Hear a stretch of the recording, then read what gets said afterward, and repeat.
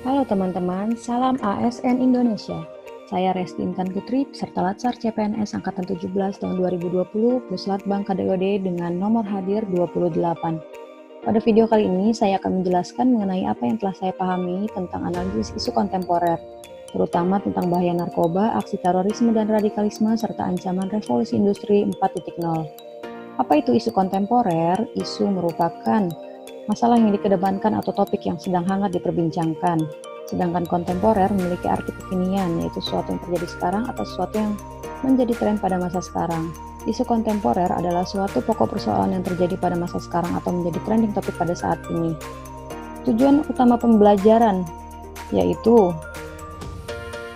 untuk memahami konsepsi perubahan lingkungan strategis, mengidentifikasi isu-isu kontemporer yang mengancam keberlangsungan NKRI, menerapkan teknik analisis isu kontemporer dalam pelaksanaan tugas-tugas PNS. Yang pertama yaitu memahami konsep perubahan lingkungan strategis.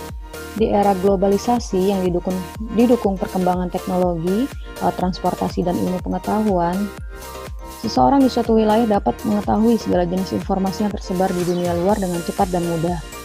Kemudian, Indonesia tentunya ingin melakukan perubahan ataupun pencapaian, misalnya dari negara berkembang ingin menjadi negara maju.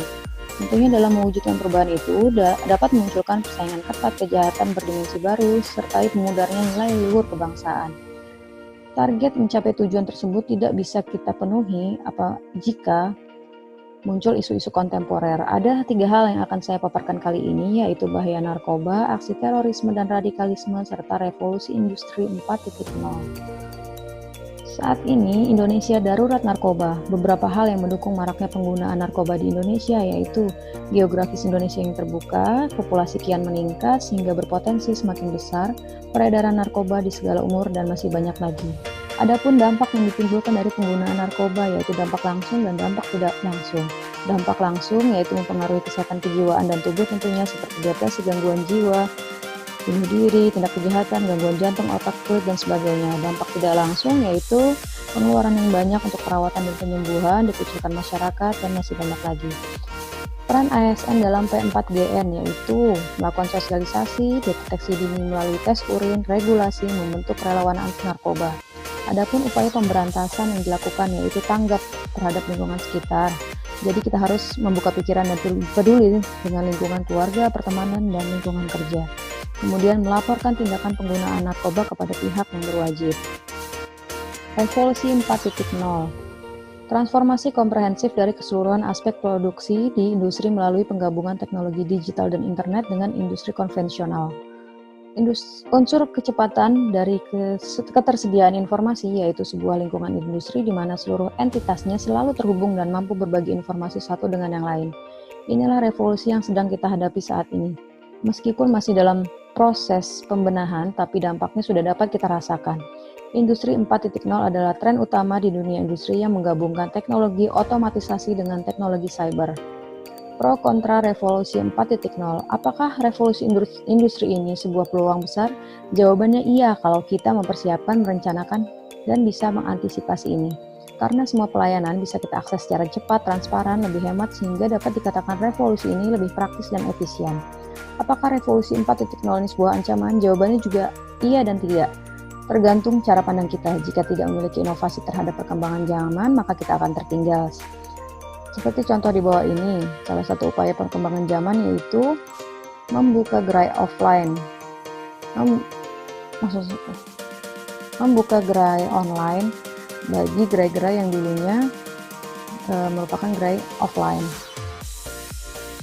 Radikalisme dan terorisme sebagai ancaman kebinakaan. Terorisme dan radikalisme sangat berpotensi memecah belah persatuan dan kesatuan bangsa.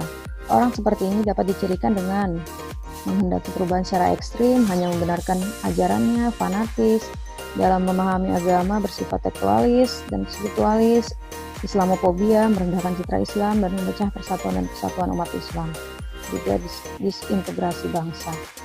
Upaya pencegahan untuk tindak terorisme dan radikalisme yaitu menanamkan sejak dini bahwa perbedaan bukanlah sesuatu yang harus dipertentangkan, namun harus menjadi kekuatan yang saling melengkapi, membangun kesadaran dan memberikan arahan, contoh serta tauladan dalam kehidupan yang penuh dengan keharmonisan dan toleransi, menjamin kehidupan yang penuh dengan toleransi dan harmonisasi.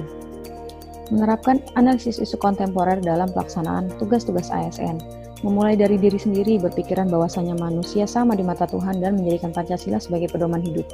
Lebih banyak beraktivitas, bersosialisasi, dan mendalami hobi agar terhindar dari niatan buruk memakai narkoba.